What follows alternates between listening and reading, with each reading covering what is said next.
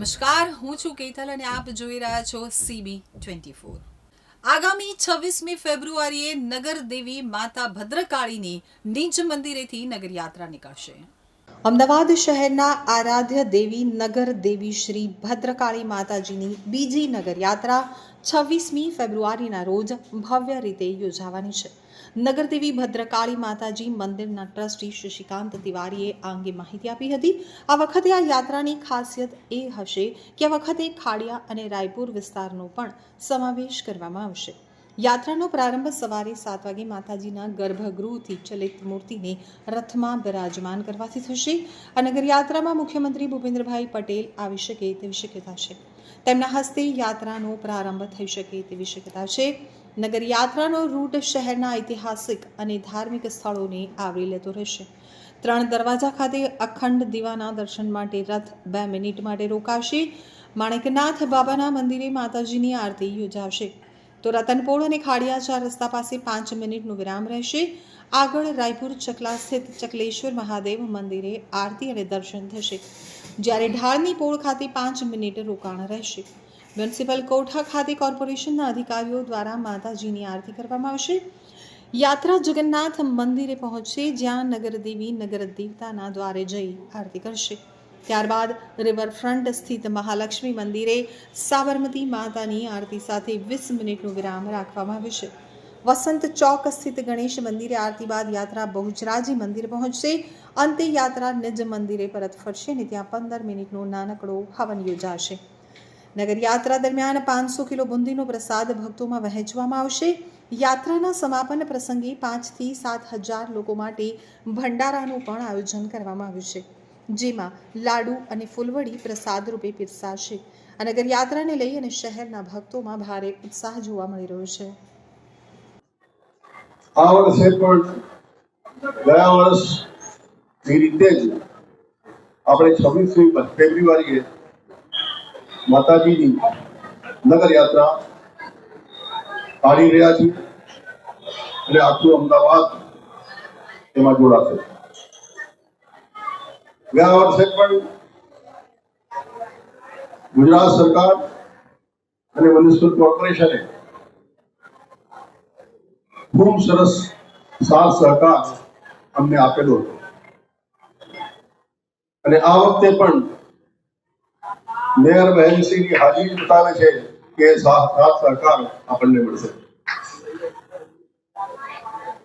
લોકો જે રીતે પત્રકાર મિત્રો અહીંયા આવ્યા છે એના પરથી લાગે છે કે આખા અમદાવાદની અંદર માતાજીની નગર યાત્રા એવી ભવ્ય હશે કે આપણે બધા એનો લાભ લઈ શકશું। રૂટની વાત સૌથી પહેલા હું કરું તો અમદાવાદ ગયા વર્ષની રીતે આ વર્ષે પણ રૂટ છે, પણ વધારો કરવામાં આવ્યો છે।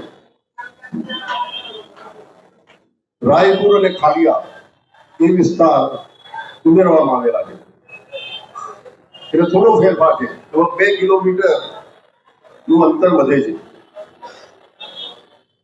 ગયા વર્ષે આપણે 7 વાગે નીકળીને અને લગભગ 1.5 વાગે જ્યાં પાછા આવી ગયા હતા, આ વર્ષે 1 કલાક વધી શકે છે, 2.5 વાગે। રૂટ હું કહું તો તમને અહીંયાથી 3 દરવાજા જ્યાં દીવો પ્રગટે છે ત્યાં રોકાઈને 1 મિનિટ માટે આગળ માણેકનાથ બાબાનું જે મંદિર છે માણેક ચોકમાં, ત્યાં જઈને માતાજી રોકાશે, ત્યાંના લોકોને દર્શન આપશે અને માણેકનાથ બાબાના જે મંદિરના લોકો છે માતાજીની આરતી ઉતારશે। ત્યાંથી નીકળીને રતનપોળ થઈને ખાડિયા 4 રસ્તા ત્યાં પણ 5 મિનિટ રોકાશે માતાજીનું રથ। ત્યાંથી નીકળીને રાયપુર ચકલેશ્વર મહાદેવ ત્યાં પણ રથ રોકાશે અને લોકોને દર્શન આપશે। ત્યાં ચકલેશ્વર મહાદેવના જે મંદિરના પૂજારીઓ છે તે માતાજીની આરતી ઉતારશે। ત્યાંથી આગળ વધી ધારની પોળ થઈને મ્યુનિસિપલ કોઠા પર માતાજી પધારશે. ત્યાંના મંદિરના પૂજારી શ્રી તેમજ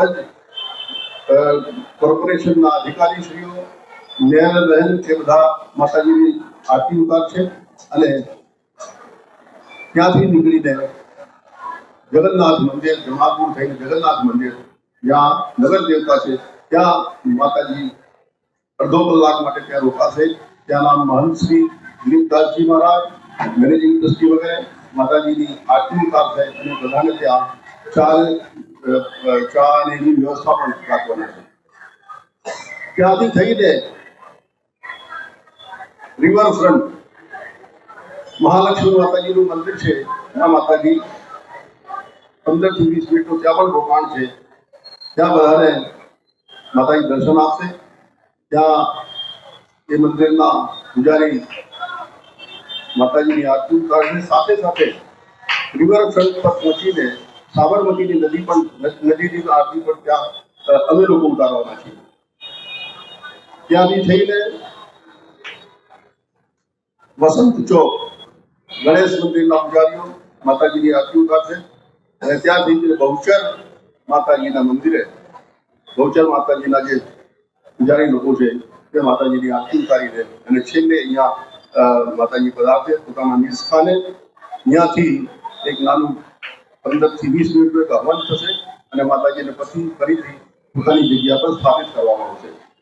હવે એ પ્રક્રિયાની અંદર એવું છે કે જ્યારે 7 વાગે ત્યાંથી માતાજીની મૂર્તિ લેવામાં આવશે તો તેને ડોલીમાં મૂકવામાં આવશે. ડોલીમાં મૂકીને આ પરિસરની પ્રદક્ષિણા કરવામાં આવશે અને પછી રથ ઉપર સ્થાપિત કરવામાં આવશે. તે ધાર્મિક ક્રિયાઓ છે એ પ્રમાણે એની જે મંત્રોચ્ચાર સાથે અમારા જે પંડિત લોકો છે એ મંત્રોચ્ચાર સાથે માતાજીને રથ પર સ્થાપિત કરશે. આખી પ્રક્રિયા જુદી છે એ મારે કહેવાનું છે.